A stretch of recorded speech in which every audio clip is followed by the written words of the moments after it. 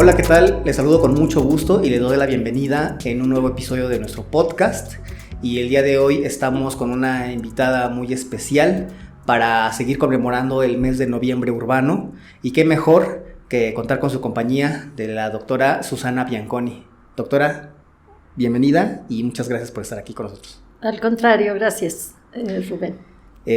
Bueno, pues, ¿qué le parece si empezamos con esa plática que yo estoy seguro que va a ser interesante?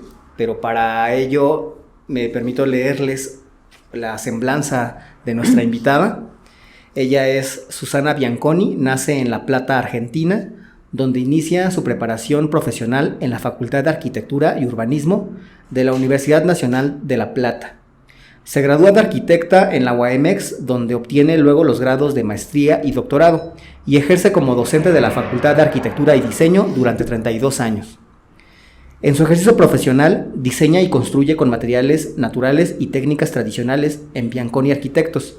Sus grandes amores son la restauración y la construcción con materiales de la región y de proporciones clásicas. Su vocación paisajística se desarrolla en Inglaterra, donde vive 3 años visitando grandes propiedades en excursiones organizadas por la Universidad de Oxford. Se especializa en el área a partir del primer Congreso Internacional de Arquitectura del Paisaje que se realiza en México en 1995. Escribe sobre arquitectura, imagen urbana, arbolado urbano y urbanismo en susanabianconi.blogspot.mx y colabora en AD Noticias con videocolumnas urbanas. Es miembro de la Sociedad Internacional de Arboricultura y de la Sociedad de Arquitectos Paisajistas de México. Bueno, pues ahí lo tienen, esta semblanza de nuestra invitada. ¿Y qué le parece si empezamos con las preguntas, con la plática del día de hoy? Encantada, doctora. ¿Cómo no? Bueno, pues quiero preguntarle primero, ¿qué problema existe con el diseño urbano de Toluca? Es decir, ¿dónde estamos parados? Pues en el siglo XVI, cuando se trazan las primeras calles de la ciudad, se hacen hacia el sur del río Verdiguel. Hacia el norte estaban los pueblos originarios, de Cajic y Calixtlahuaca, del otro lado de la sierrita, y la ciudad española se traza en cuadrícula, más o menos regular, oriente, poniente, norte, sur. Es la ciudad que se conoció luego como Toluca la Bella, se desarrolla siempre del Verdiguel hacia el sur. En los 60 desaparece el río Verdiguel, se entuba, en los 60 del siglo pasado, y en los 70 se crea este cinturón que fue el Paseo Toyocan, y que vino a rodear la ciudad y a interrumpir la traza original. Creando pues cuellos de botellas y embotellamientos en muchos lados, porque la ciudad no se pudo extender como venía haciéndolo, sino que se interrumpió por una vía rápida. Las vías rápidas no son generalmente rápidas y son la marca del final del siglo XX, que es el siglo de los autos, ¿sí? Entonces, el siglo de los autos ha sido incompatible con la ciudad humana, la ciudad caminable, esa que todos añoramos, que nos gustaría volver a poder pasear por la ciudad. Se llama Paseo Toyocan y nadie lo pasea, porque andar al paso es pasear. Y aquí en el Toyocan vamos metiendo pata, rápido. Y la ciudad industrial se crea también a partir del 64 a lo largo del Paseo Toyocan, que no es más que el acceso a la ciudad ensanchando el camino real, el que nos unía con la Ciudad de México y con Morelia. Porque Toluca siempre fue una ciudad de paso entre Morelia y México. Así es, y acaba de decir algo también importante. Con esta avenida de Paseo Toyocan, lo que es, se promueve mucho el uso del auto, ¿está de acuerdo? Claro. Y creo que ahorita se tiene un problema de movilidad muy marcado en nuestra ciudad, pero podría usted decirnos qué se debería hacer para mejorar la movilidad en la ciudad. Un metro, Socializar el transporte. Vamos, si nosotros pudiéramos tener un medio de transporte seguro, bonito, como algunos metros del mundo, bueno, ¿para qué tener auto? Es un estorbo el auto. Es nos cuesta caro, nos estorba, nos ocupa 12 metros cuadrados, ya sea estacionado en casa o estacionado acá en la ciudad o en el área de trabajo. Son muchos metros cuadrados que le estamos dedicando a un perecedero, porque finalmente se hacen chatarra. Uh-huh. Y ese espacio se ha impermeabilizado porque el auto es muy fino, ¿ves? Las banquetas podrán estar destrozadas, pero las calles exigimos que estén lisas, parejitas para el auto, uh-huh. ¿Sí? Como si fueran ellos los minusválidos. Cuando yo usé muletas, tuve que usar muletas, tenía que caminar por el arroyo vehicular, porque era el parejito. Uh-huh. En la banqueta me mataba, me caía. Uh-huh. Uh-huh. Entonces me di cuenta que el minusválido de la ciudad es el auto. Es perfecto, todo va parejito. Todo para el auto. Y en cambio, si vas a pie, subes, bajas, tienes rampas transversales, tienes baches, hoyos. Sí, todas las coladeras, uh-huh. Tapas de registros, guarniciones, un mundo de cosas, postecitos, postezotes, todo en la banqueta, ¿sí? Y el auto va liso y perfecto. Entonces, no hay que enojarse cuando uno ve a gente en silla de ruedas por la calle, porque no hay manera de ir por la banqueta, ¿no? Si con un bastón no se puede, porque el ancho muchas veces es tan angosto que el bastón queda abajo y se cae uno de lado. O sea, hay que ser minusválido un rato para darse cuenta de todo eso. Sí, entonces quiere decir que es una ciudad que se ha favorecido más al auto que a otro medio, ¿no? Sí. Pero estoy de acuerdo que también, por ejemplo, el transporte público aquí es malo, es deficiente, es caro, es inseguro. Creo que por ahí deberíamos también empezar, o nuestras autoridades deberían de tomar esto en cuenta para que se mejore y para que el usuario o el ciudadano pues nos acerquemos más al transporte, lo usemos más como otra vía de movilidad, ¿no?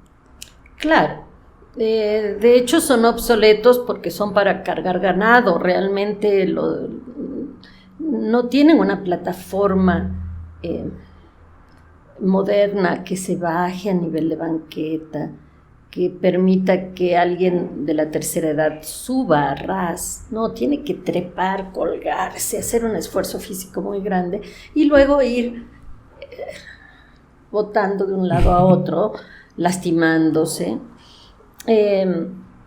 como ganado, nos transportan como ganado acá, sí, en Toluca, y todo Toluca es una terminal. ¿Por qué una terminal? Porque paran donde se les da la gana. ¿No te has fijado? Sí, segunda sí, fila, tercera fila, sí, donde sea. Donde le hagan la parada paran. Entonces todo Toluca es una terminal y eso ha quitado espacio para tener banquetas anchas, ¿sí? Y lamentablemente la gente pudiente cree que es más pudiente si tiene un auto más caro, y bueno, ahí viene todo un problema de estatus, pero que se está volteando. Los jóvenes ya no te ven para arriba si traes un auto bueno, te miran con lástima, porque ellos van haciendo ejercicio y tú en cambio haciendo panza, ¿no?, en el auto. Entonces, ese paradigma del auto yo espero que, como el del cigarrillo, como dijo Lerner, se acabe. Es decir, que veamos con lástima al que fuma, porque se va a morir de cáncer, y que veamos con lástima al que anda en auto, porque se va a morir del corazón, ¿sí? Mientras que el que anda en bici va a estar bien físicamente y no está contaminando y tiene el orgullo de autotransportarse sin contaminar. Así es. He visto ciudades en Europa, por ejemplo, donde el principal medio es la bicicleta y el segundo pues, es el tranvía o el transporte público, y el último los autos. Claro. Aquí en Toluca creo que todavía falta mucho, ¿no?, por hacer en el tema de las ciclovías o de que Sí. se promueva más el uso de la bicicleta. Sí, porque Toluca es plana y podríamos andar seguros en bici, pero tenemos la industria automotriz a lo largo del Toyoca, que se va a oponer por todos los medios. Es decir, el Estado de México evalúa los años según la cantidad de unidades que vende. Por ejemplo, en la pandemia ha bajado la venta de autos y esto a la economía del Estado de México le hace daño. Pero entonces estamos basando nuestra economía en un objeto suntuario perjudicial para el medio ambiente y para la salud de los habitantes. Yo siento que nuestra industria automotriz tiene que reconvertirse, no desaparecer, pero sí empezar a fabricar las tricicletas que está haciendo Mastreta en la Ciudad de México, por ejemplo, para repartir, para andar. ¿Por qué tricicletas? Porque la bicicleta para la gente joven está fenomenal, pero para gente como yo mejor tener un triciclo, ¿no? Es decir, podría yo andar mucho más segura sin hacer equilibrio en cada esquina. Y los que reparten, los que te traen de Amazon todo ya, porque todo lo pedimos por Amazon, que te repartieran en tricicleta. Sería genial. No harían ruido, no contaminarían, y nuestra industria automotriz podría trabajarlas. Todo el norte de Toluca se manejan bicitaxis o mototaxis improvisados, no diseñados ad hoc, no. ¿Por qué nuestra industria automotriz no está haciendo eso tan necesario para sus propios trabajadores? Los que llegan a trabajar en la industria automotriz no llegan en un Porsche, llegan en su propia bici o en un mototaxi, oliendo los humos de la moto que está maltratada y luego sin la seguridad necesaria, porque ponen una cortinita en vez de puerta, tú te puedes matar en un frenón, en fin, pero no se ponen las pilas porque no es autónoma. Es decir, la industria automotriz en realidad es una maquiladora. Yo solo creo que la PT se hacía acá y se diseñaba aquí, no sé, pero en general lo que hacemos es ensamblar diseños ajenos. Y mientras no tengamos diseños propios, vamos a estar basando la economía del Estado de México en un objeto que está ya pasado de moda. De repente salen esas Suburbans con no sé cuántos cilindros y bueno, son cosas del siglo pasado. Que se habla que ya se tiene un compromiso de que los países, entre ellos México, ya empiezan a promover la venta de los autos eléctricos, ¿no? Por ejemplo. Bueno, sí, pero la electricidad finalmente también es energía, uso, claro. No más que es más lejos que se está produciendo. Pero no va a reducir tanto el problema, ¿no? Como no es una solución total.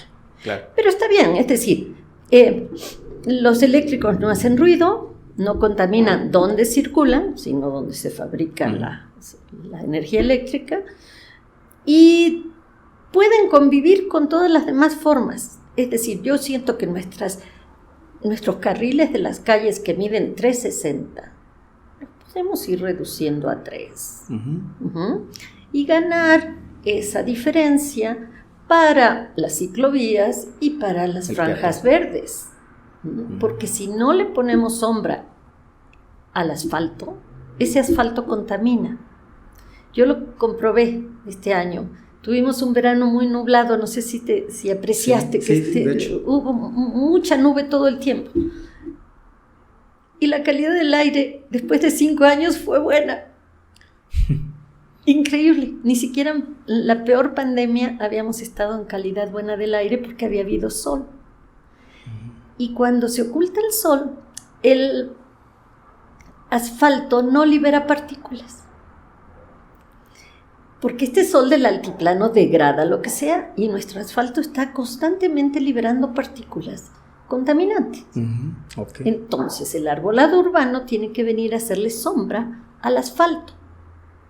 No hay que ir a plantar árboles a los bosques están verdes y están bien. Sí. Hay que plantar en la ciudad y ese es el arbolado urbano que tiene que darle sombra al asfalto. Entonces, ¿cree que aquí en Toluca se necesita más arbolado urbano y más áreas verdes? Porque tenemos... Arbolado urbano. Arbolado urbano, sí, porque Muchísimo. tenemos Paseo Colón, incluso una calle muy bonita, creo que es la más bonita de Toluca, a mí es mi favorita. Pero, bueno, ayuda en gran medida a eso, ¿no? Pero ojalá se hiciera o se extendiera a más vialidades. Claro, ¿no? Ojalá hubiera muchos paseos Colón. Sí, sin duda. Pero cuando fue la semana antepasada la carrera de Fórmula 1 en la Ciudad de México, decían que hacían 21 grados temperatura ambiente y el asfalto estaba a 45 grados en la Ciudad de México. Aquí estamos más alto, nuestra atmósfera es más delgada y es posible que hasta 50 grados estén teniendo el asfalto en la ciudad. ¿Qué está pasando? Está subiendo contaminación. Y entonces a mayor capa asfáltica, pues mayor riesgo de calentamiento. Claro, ¿no? Exactamente. Del ecosistema de la ciudad de Toluca. Claro. Es importante también tomarlo en cuenta eso, doctora, que dice, es muy importante también. Y justo también le iba a preguntar, en tema del arbolado urbano, porque es importante, y por ejemplo también en lo que son áreas verdes, ¿no? Áreas verdes y espacios públicos. Ahora se acaba de inaugurar el Parque Fundadores de Toluca, creo que como un espacio de convivencia, para la ciudadanía es importante ese tipo de espacios, pero ¿usted cómo lo ve? ¿Qué opina de este parque nuevo? Bueno, bajar y subir para gente de mi edad no es lo más cómodo, es difícil trepar esa escalera que no tiene barandal, no se puede pisar el pasto, no hay muy poco pasto, está lleno de mangueras de riego porque no hay suelo, no se rellenó con suelo, entonces los taludes, pues uno sabe que el talud siempre sufre erosión, entonces, en fin, es muy amanerado, muy, muy complejo y no es parque, definitivamente no es parque. ¿Cómo se podría definir entonces? No sé, como un centro comercial, porque abajo va a haber comercios, sí. Ok, también para que, no sé, si las autoridades a lo mejor están viendo también este video o la puedan ver, pues tomen en cuenta, ¿no? También todas esas cuestiones. Hay un planetario que yo leía que usted comentaba que de ser un espacio público donde está ese planetario, ahora va a ser un espacio ya de uso privado, ¿no? Por ejemplo. Pues sí, va a estar concesionado. Ahora las películas son gratis, pero evidentemente esto tarde o temprano va a estar... Bueno, de hecho se ha privatizado porque tiene que tener una llave y estar cerrado. Y lo que yo sentí siempre es que un planetario funciona con luz eléctrica. Ese sí podría haber estado abajo, hundido, porque al cabo hay que usar la luz. Y la Plaza España se hubiera salvado. Porque la Plaza España tiene historia. Sí. Y servían como puerta de acceso al norte de Toluca, que ahora quedó cerrada. Santa Bárbara le dieron la espalda. Le hemos dado la espalda a todo el norte de Toluca. Y a mí eso me preocupa, porque esa barrera de la que yo hablaba, esa frontera del Verdiguel, sí existe. La gente del norte crece, finca sin traza urbana, en las laderas de los cerros, sin proyectos arquitectónicos. Uno se enreda, se pierde en esas callejuelas y no es para ellos, ¿no? Ellos quieren venir a vender y no se los deja. Entonces el parque que se hizo es para los que están de este otro lado del Verdiguel, es decir, para la imagen de la ciudad, sí. Lo que se ha querido dar es imagen y sí se ha logrado porque hay árboles, ¿sí? Que espero que se logren. Ah, ok. Por ejemplo, las fuentes danzantes, ¿es un concepto que sí es para que interactúe la gente con ellas o solamente deberían ser como una especie de imagen urbana? Sí, es rico mojarse, ¿no? Si yo fuera niña estaría ahí. Seguro. Entonces para eso son, sí está bien que lo usen para sí, eso. Sí. Qué bueno. ¿A qué niño no le encanta empaparse? Eso es delicioso. Pero me preocupa dónde están las otras dos que se llevaron. Las fuentes antiguas, las clásicas. Sí, las de la plaza. Sí, ¿dónde las habrán escondido? Es lo que también quisiéramos saber. Ajá, porque serían muy bellas en alguna plazuela, en algún parquecito. Sí, tenían historia también esas fuentes. Claro. Y precisamente hablando también del tema de movilidad, ¿qué opina del tren interurbano que va a atravesar la ciudad de Toluca para Ciudad de México? Bueno, yo espero que funcione bien. Me encanta la idea de ir a México en tren. Cada día me gusta menos manejar, obviamente, con los años eso pasa, pero también cuando uno ve los accidentes que hay en las casetas y todo eso, dice, no, yo prefiero el tren a ir en auto, ¿no?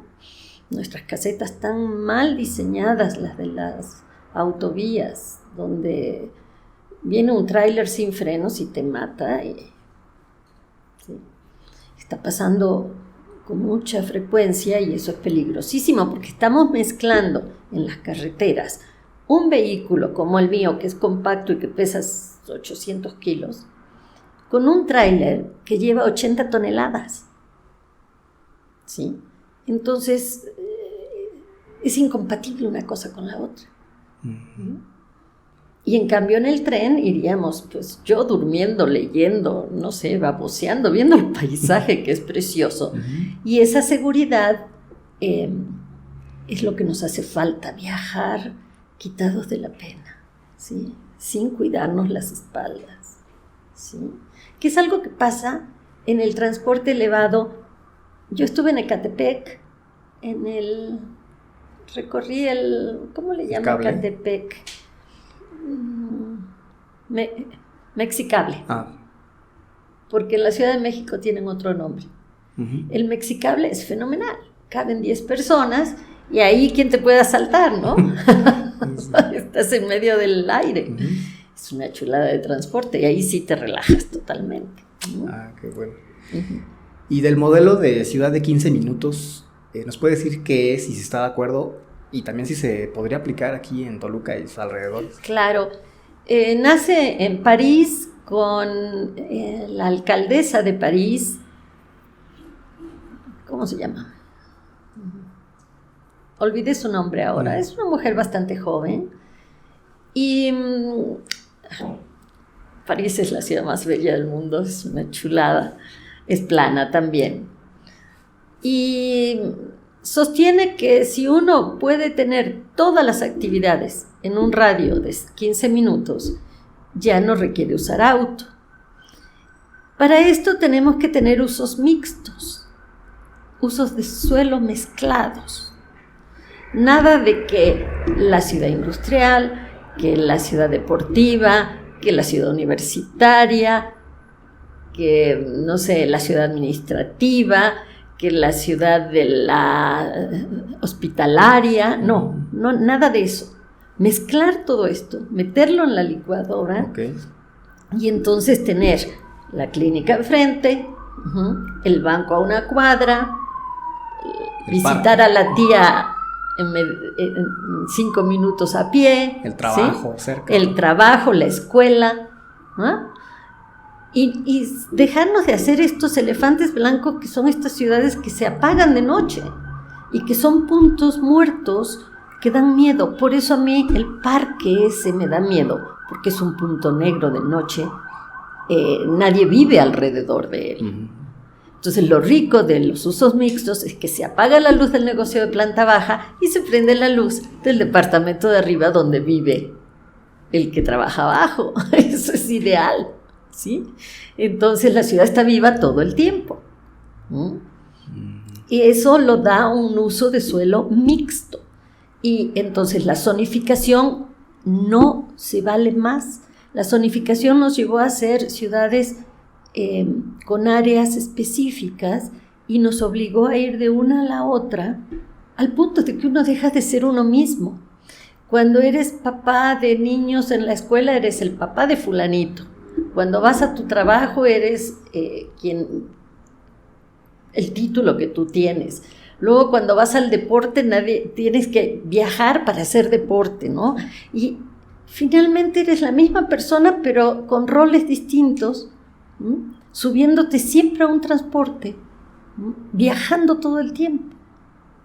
Lo rico es tenerlo todo al alcance de la mano. Los 15 minutos me parecen perfectos. Cada quien sabrá el alcance de sus 15 minutos. Si tú eres muy bueno en bici, a lo mejor llegas mucho más lejos que yo, pero bueno, tú manejarías tus 15 minutos.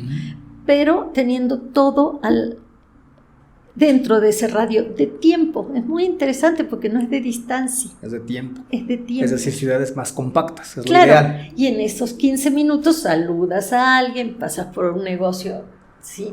Empiezas a conocer gente, ves a los ojos al otro. Porque desde el auto nunca ves a los ojos. Y en esa incompatibilidad de la que yo hablo entre el autito compacto y el tráiler, he notado que tú no puedes ver nunca a los ojos al chofer del taxi. No hay manera que tú puedas hacer contacto visual con él o él contigo, porque él no te ve. Los puntos ciegos de un tráiler son inmensos. Ven ellos muy bien lejos. Pero si tú estás acá al costado, el señor no tiene manera de verte. Y si tú cruzas enfrente y él acelera, te atropella sin notarlo. Como han atropellado a muchos pasajeros los autobuses que tienen el mal diseño de tener el chofer muy alto. El chofer tiene que ir mucho más cerca del suelo para ponerse a la altura de tus ojos, peatón. Cuando tú haces contacto visual con alguien, con el que va en bici, en moto, quien sea, te pones de acuerdo. Y bueno, también tenemos que poner esta pirámide invertida, ¿no? No sé si la conoces, que es así. Donde arriba va el peatón, luego el ciclista y por último vendría este vehículo pesado. ¿Sí? Entonces, pero para eso hay que hacer contacto visual. Y con este pobre señor, yo no quisiera ser chofer de un tráiler porque cargaría en mi conciencia, no sé, muchas muertes. Yo mataría a medio mundo, imagínate. Sí. Vas allá arriba y no ves, si da miedo. Ir para atrás con un carro cuando no tiene cámara o cuando no ves a un niño que se te está cruzando y es peligroso. Imagínate en un tráiler. Entonces nuestras ciudades tienen que tener sitios donde ese tráiler llegue y cambie su carga a un vehículo mediano. O sea, ese tráiler no tiene que entrar a la ciudad, jamás. Luego el vehículo mediano llegará hasta otro punto donde en otro sitio cambie a vehículos más pequeños. Total, que al centro histórico de un pueblo llegue la moto y te entregue el producto en chiquito. Okay. Si no hacemos esas transiciones de vehículos, vamos a destruir la ciudad como destruimos Morelos. Morelos no existía, se hizo en el 70 más o menos. ¿Para qué? Para que pase el tráiler, aquel que viene desde Zitácuaro hasta la Ciudad de México. Antes pasaban por ahí, ya después se hizo el Toyoque. Pero si hacemos una ciudad a la medida de los camiones, ¿dónde queda el ciudadano? Escondido abajo de la cama, de miedo. Sí. Y algo que también comentaba es de lo que es el centro de la ciudad. ¿Por qué se muere tan pronto? Bueno, más bien es una ciudad que se muere, usted lo ha comentado, ¿no? Como a qué hora ya se muere. Pero ¿cómo podemos hacer qué se puede hacer para que Toluca sea más habitable, lo que es, por ejemplo, esa parte centro? Creando edificios de departamentos, pero no hay incentivos. Por ejemplo, si tú quieres comprar una casa a crédito, lo que vas a encontrar de oferta para vivir, no es que quieras una casa, dices, bueno, mi salario es tanto, puedo pagar un crédito hipotecario, ¿qué encuentro al alcance de eso? y te van a dar casas allá lejos, ¿sí? Donde obviamente al precio de la casa le tienes que sumar el precio del vehículo.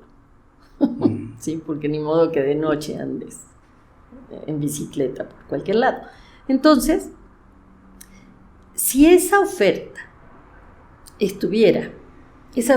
de créditos estuviera puesta en departamentos, muchos, por ejemplo, tú que eres joven podrías vivir en un departamento en el centro.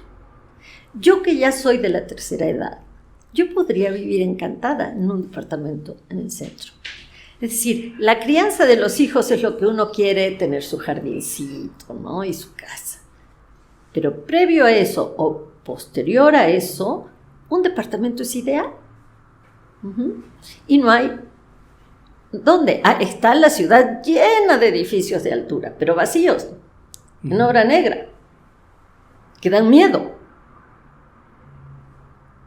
Y por ejemplo, ¿qué se debería de hacer con esos edificios viejos o casas viejas que están en el centro y de Toluca, por ejemplo, y no se han aprovechado?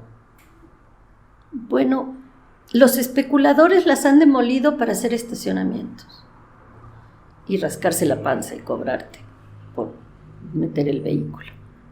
Pero si hubiera visión de negocios, se podrían hacer ahí departamentos abajo comercio y arriba departamentos, como todas las ciudades más compactas, ¿no? Y he escuchado también una política en Jalisco, Tlajomulco, donde su alcalde se puso a rescatar las viviendas del centro que estaban abandonadas. De alguna forma se expropian por al no tener dueño o no tener algún titular, las remodelan y las ofrecen a población vulnerable, ¿no? Con rentas muy bajas, muy bajas. Maravilloso. Y aparte eso también está ayudando a incrementar el impuesto predial por esas nuevas casas, ¿no? Maravilloso. ¿Por qué aquí en Toluca no se ha hecho algo así, por ejemplo? No sé. Creo que es una gran pregunta, ¿no? No sé. Y ojalá que se tome en cuenta también. Esa idea también me parece maravillosa también. ¿Sí? Nosotros, el doctor René Sánchez Vértiz y yo hicimos un proyecto para la Ángel María Garibay, donde usábamos usos mixtos, exactamente. Y se lo presentamos, hicimos edificios, porque esas manzanas fueron construidas. El Callejón del Carmen pasaba entre dos manzanas construidas. Queríamos revitalizar esa parte de la ciudad con arbolado urbano en las calles y con gente viviendo arriba. Se lo mostramos a Marta Hilda González Calderón, pero bueno, porque pensábamos que ese terreno era municipal. Ahora que hicieron a la brava este parque, ahí me encuentro con que debe ser estatal, porque lo hizo el gobernador, ¿no? Sí, se tomó del estado. No hubo concurso. A mí me hubiera encantado participar. Yo ya prácticamente lo tenía hecho al proyecto, pero ya cuando presentaron la maqueta ya estaba listo. Sí, doctora, pues qué interesante ha sido esta plática hasta ahorita. Vamos a finalizar ya lo que es el capítulo. También da para mucho de qué hablar, pero creo que con estos temas se están tocando puntos importantes para la gente. Incluso no necesariamente hay que ser conocedores del urbanismo, porque todos hacemos ciudad, todos somos parte de una ciudad, los ciudadanos.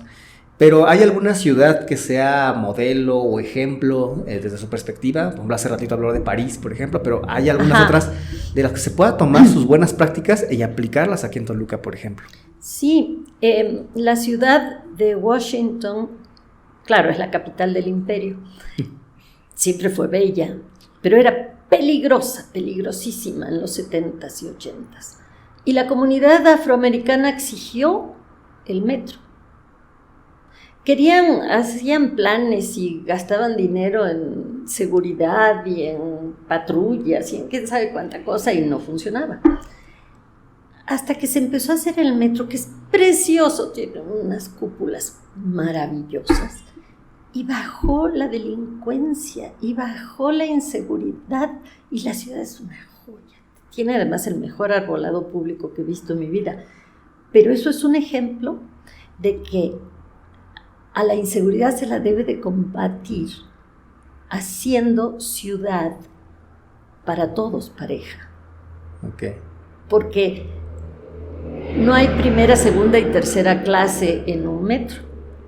Hay una sola clase. Sí, claro. No es como el auto ante el bochito de estar talado y no hay categorías así. Es parejo.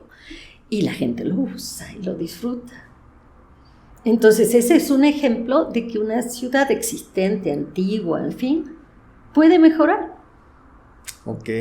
O sea, no solo también tratando la delincuencia de manera frontal o con más... Claro que no con fuerza, con más violencia. No, para nada.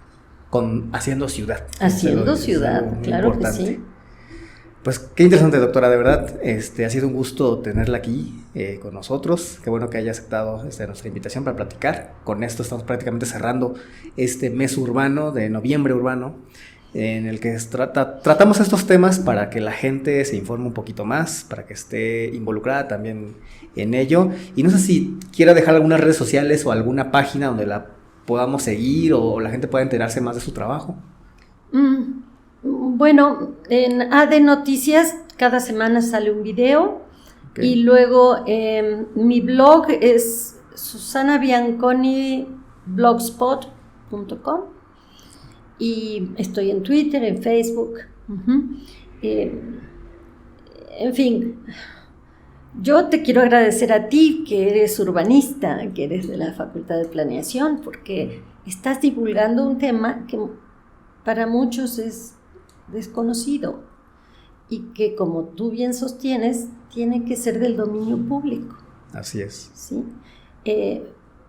Porque dijo Víctor Márquez, el que hizo la Plaza Hundida, el Parque Hundido que se hizo hundido para que no hubiera manifestaciones públicas. Y si uno desprecia al público, hay algo que falla. Sí. ¿Sí? La ciudad es para todos. Claro, con ese mensaje nos quedamos. La ciudad debe ser para todos, ¿no? Pues van a estar apareciendo aquí las redes sociales de la doctora, donde la pueden seguir, donde pueden ver más de su trayectoria, de su trabajo, leer acerca de la teoría que ella maneja, que es muy interesante. También les vamos a dejar las redes sociales de nosotros para que nos sigan, estén pendientes de los próximos capítulos que vamos a estar sacando, así como los contenidos en torno a y muchos otros temas. Pues nuevamente, doctora, le agradezco mucho que haya venido. No sé si quiera dejar algún otro mensaje, alguna otra No, al contrario, agradecerte. No, pues a ustedes también les agradezco mucho por vernos y les pedimos que estén pendientes a los siguientes contenidos. Les agradezco y nos vemos en el siguiente. Hasta luego.